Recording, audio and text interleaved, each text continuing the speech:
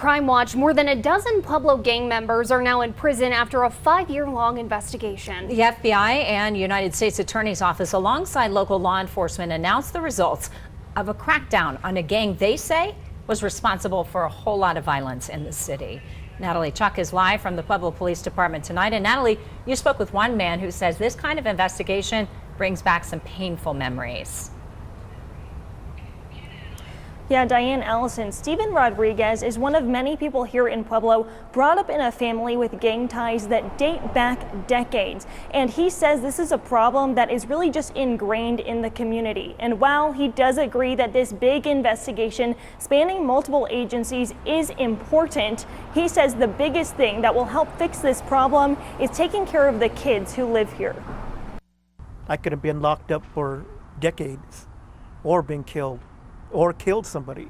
When Steven Rodriguez reflects on his childhood in Pueblo, his memories look a lot different than most. Everybody was into drugs and into fighting. We fought a lot and everything. As someone raised in a family of gang members, Rodriguez never knew a lifestyle outside of crime and violence until he decided in the 1970s enough was enough. You start thinking how many times you've missed being killed.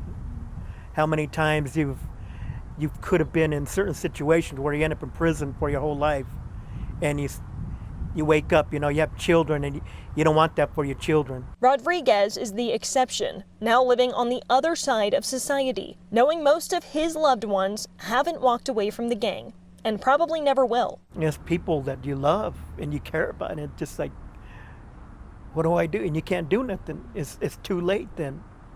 It's too late, but it's not too late for us to do something now. Both federal and local law enforcement agencies proved they are trying to do something, announcing that a 5-year investigation put over a dozen members of one specific gang behind bars. If I was a gang member in Pueblo right now, it'd be a good time to be nervous. The Pueblo Police Department says the gang that was the target of this investigation accounted for 16% of crimes, including murder, assault, drug possession or distribution, and weapons charges in the city back in 2016. In 2021, that number dropped to less than 2.5%. I do agree with the concept that they're, take the head off and it'll affect everybody down. But you got young people ready to step up to fill them voids. That's where Rodriguez says the solution starts, by taking care of Pueblo's kids.